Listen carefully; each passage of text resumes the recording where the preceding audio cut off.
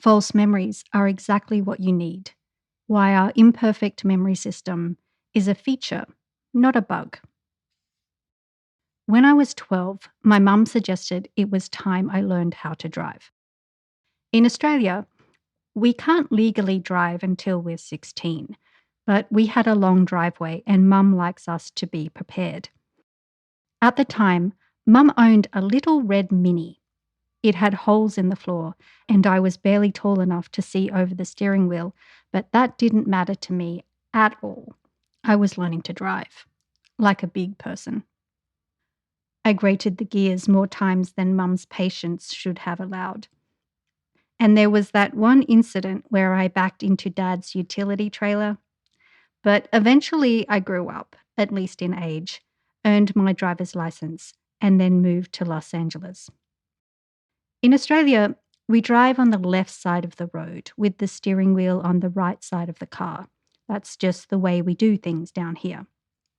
But apart from one embarrassing moment at LAX, where I tried to get into the driver's side of my taxi service, much to my driver's amusement, the transition to driving on the right side of the road was surprisingly smooth. For 10 years, I navigated the infamous 405 and 101 freeways, joining the daily crawl that is LA traffic. I have wonderful memories of living in the US, but those memories are wrong. Even though I spent countless hours on those California roads and highways, and despite knowing that I must have been driving on the right side of the road while I lived there, I cannot recall it that way. When I recall any memory of driving on American roads, those memories stubbornly have me driving on the left side of the road, the steering wheel on the right side of the car. These are false memories, and I know they are false. This isn't just a quirk of my memory. False memories are remarkably common. And while this might seem like a flaw in how our brains work, some scientists argue that our imperfect memory system may be a feature that helps us adapt and survive. This week, we're asking just two questions. How easily are false memories created? And could false memories be a feature rather than a bug? Question 1. How easily are false memories created? You may have heard about some of the famous false memory studies by psychologist Elizabeth Loftus. She has spent decades showing us how unreliable our memories can be. In one prominent experiment, she had people come into the lab and she told them, "We've talked to your parents and learned some things about your childhood." She started with some true stories that really did happen, like that time they fell off their bike or their 10th birthday party. And then, somewhere in the middle of all these true memories, she slipped in a completely made up story. This made up story was the same for every participant in the study. When you were 5 or 6, you got lost in a shopping mall. You were scared, crying, and couldn't find your family anywhere. But then this elderly person found you and helped reunite you with your parents. Of course, none of this actually happened, but about a quarter of the people in the study believed that it did. They took bits of real memories, their local mall, and their family members, and built an entirely false experience. But Loftus didn't stop at lost in the mall memories. She showed that people could be convinced that they had nearly drowned as a child, or they had been attacked by an animal. In one particularly striking study, she was able to convince people they had met Bugs Bunny at Disneyland, something that would have been impossible since Bugs Bunny is a Warner Brothers character, not a Disney one. And it wasn't just childhood memories that proved malleable. In other experiments, she showed that recent memories are easily altered too. Two groups of participants watched footage of a car accident. After watching the crash, she asked the first group, how fast were the cars going when they smashed into each other? And she asked the second group, how fast were the cars going when they hit each other? Participants who heard the word smashed estimated the cars were traveling at much higher speeds than the group who heard the word hit. Some people in the smashed group even remembered seeing broken glass in the video, even though there wasn't any. Just that one difference, smashed versus hit, was enough to influence how people remembered the event. Question 2. Could false memories be a feature rather than a bug? When we think about false memories, it's usually in the context of trying to remind us how terrible we are at remembering things.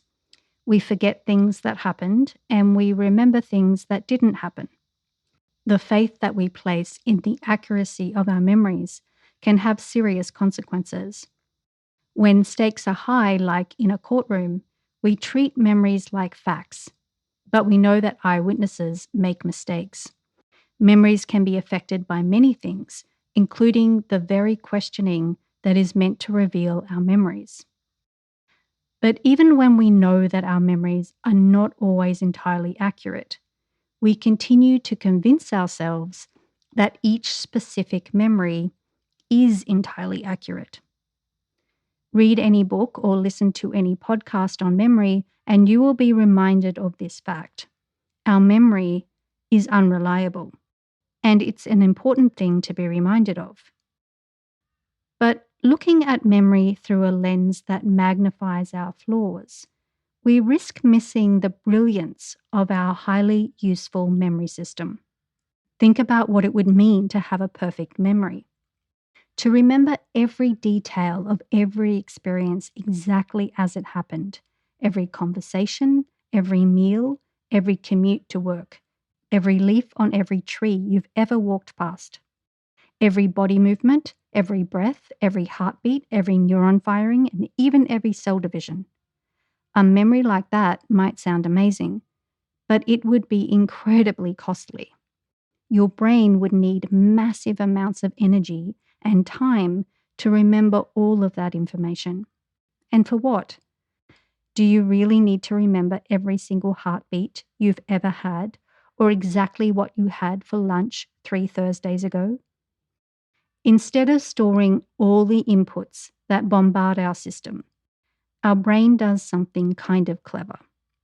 It compresses the input to form groups or categories. This way, when we see a new object, let's say a coffee cup, our brain doesn't have to store every possible view under every possible lighting in every possible situation for us to recognize it as a cup. The new coffee cup belongs to the coffee cup group. So when we remember it later on, we draw on that grouping, which we have built through experience, to reconstruct the details based on the situation we are in. We create a hypothesis or a prediction about what probably happened based on the compressed input, and crucially, on what matters to us now. This second point, memories are based on what matters to us now, is a commonly held view among many memory researchers. So let's pause here for a bit. We know that our memories aren't like computer files that preserve the past exactly as it was, and we know our memories are reconstructed every time we remember. So we might wonder why.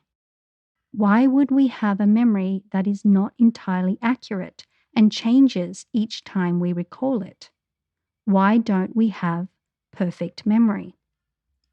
Well, because most of the time, perfect memory is not what we need. What matters more?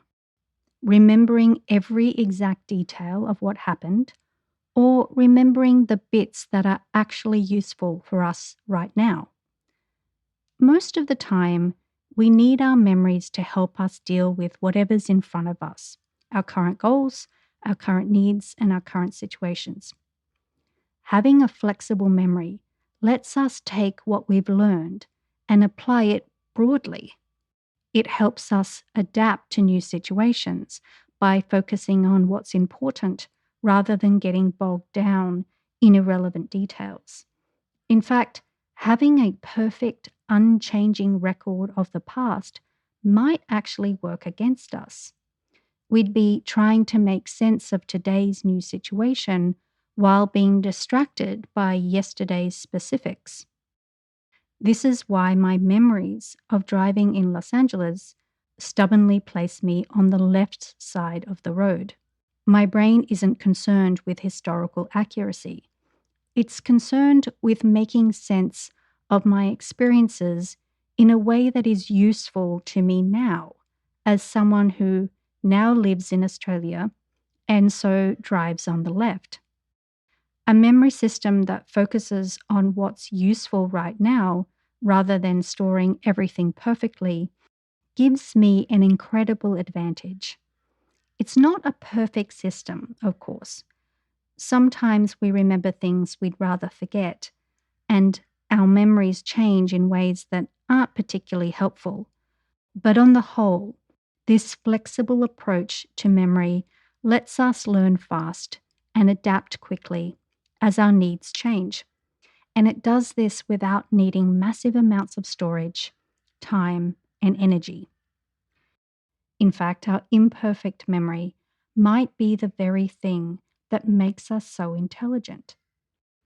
Instead of being slowed down by the need to store every detail, we can quickly adapt to most things our complex world throws at us. I just want to take a small moment to say hello and to say thank you. Thank you so much for listening to this article, and thank you so much for your support. If you are listening to this on a platform other than Substack and you would like to join a conversation about this topic, then you will find a wonderful community over at susietravis.substack.com. And if you are a regular reader of this newsletter, I just want to say thank you. Thank you so much for your support.